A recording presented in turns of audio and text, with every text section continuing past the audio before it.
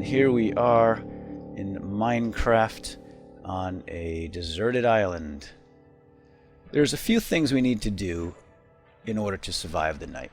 Because what's going to happen is that sun is going to rise and then it's going to fall. And when it falls, that's when darkness descends on us, and that's when the bad things come out of the dark at night and hunt me down and try to eat me.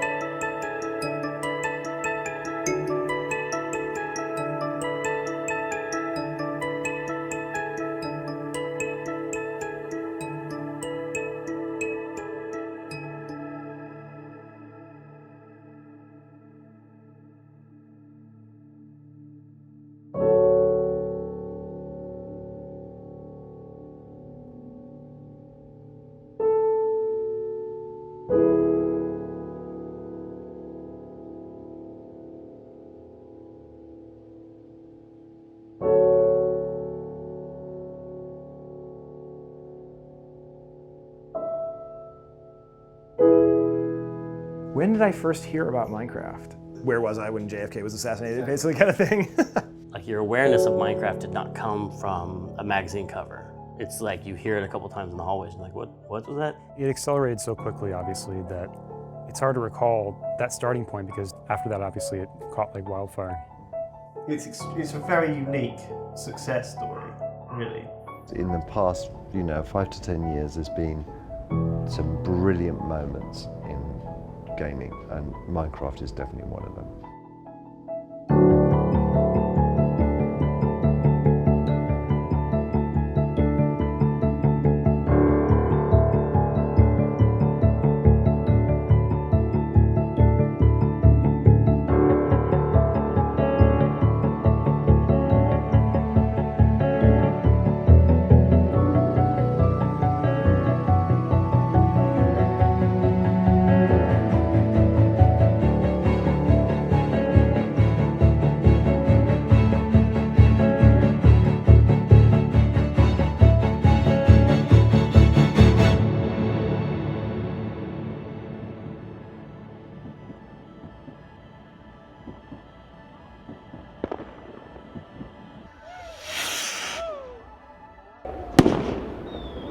Happy New Year!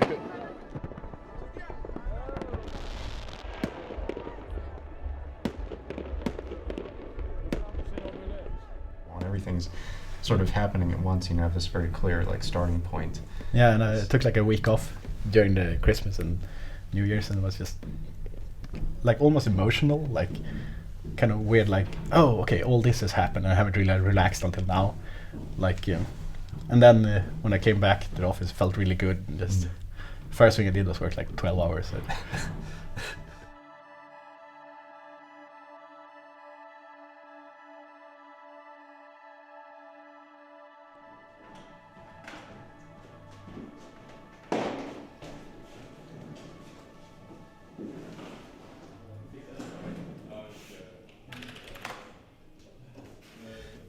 Let's just start with growing up in Sweden. Yeah. Like, what area of the country were you originally from? Well, the first 7 years of my life I lived out in the countryside in a place called Edsbyn. Mm-hmm. It's like a bit north in the country. Very snowy winters, at least that's how I remember them. Really like warm summers. Mm-hmm. Mm-hmm. But we went out, like walked around in the woods, just getting lost basically. Yeah.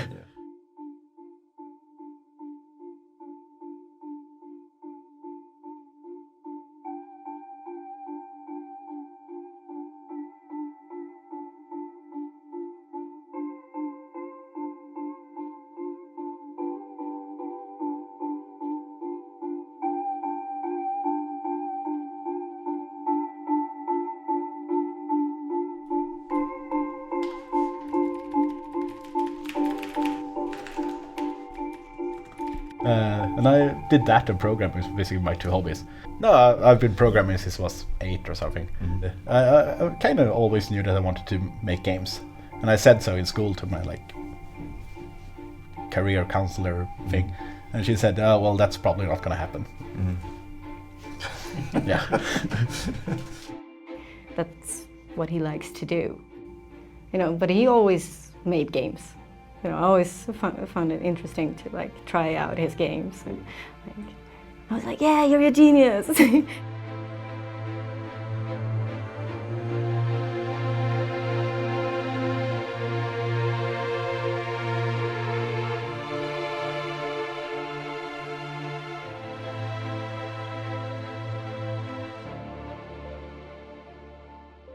I liked like hanging out at his place, and he would like, you know, be on the computer, and I like hearing that sound. But it's very much like an artist, because he has so much integrity in his work. Marcus and I, we've been friends for the 4.5 years that we worked together at King, and we became close, and we had a lot of fun. And then of course he had the success, because he left King to start. Basically, he wanted to do games in his free time. And while we were working at King, we were allowed to make games in our spare time, but we couldn't do it as a business. And he wanted to try that. I was sad, of course, that he left, because we had a great time at King. You know, I lost my best buddy, my best working buddy, but I wasn't worried for him, and I mean, we stayed in touch regardless. So I left to make my own games, and the first thing I was going to do was just going to be like a 6 to 12 month project, and it kind of turned into what Minecraft is now fairly soon.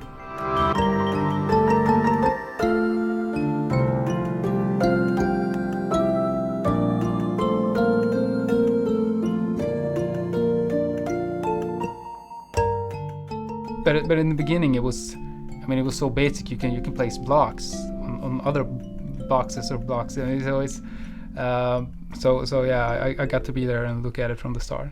Of course, in the beginning, the world was more limited. You had the edges. You would fall off.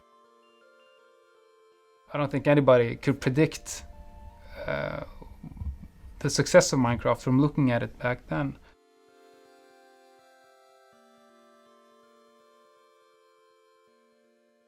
I really liked the game from the start. It's like a digital Lego, you know.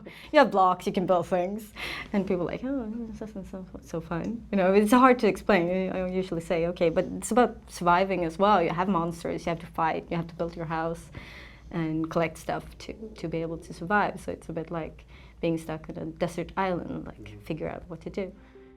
Let's go to a place where everything is made of blocks, where the only limit is your imagination. Let's go wherever you want to go. Climb the tallest mountains. Venture down to the darkest caves. Build anything you want. Day or night, rain or shine. Because this is the most significant sandbox you'll ever set foot in. Yeah, I usually tell people, well, you have to try play it in a way you won't understand. To be honest, I really didn't understand the power of the game in the beginning. I think at the point where Marcus took me aside at the office and said, I really need to focus on this, and he told me about the success and you know what kind of numbers he had, then I realized that this is going to be something big.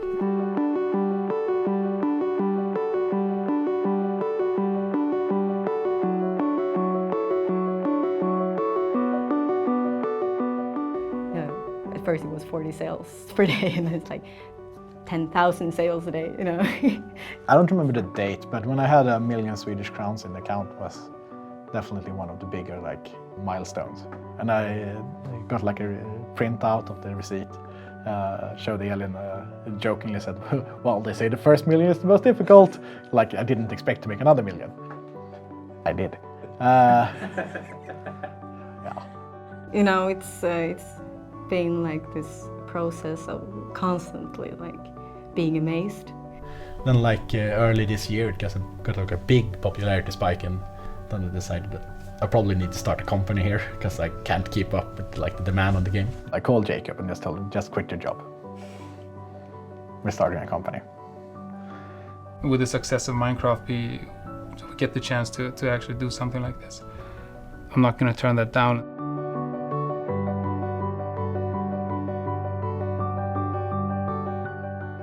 So and now we're 7 people and we have an office, and it's a new year and it's final beta.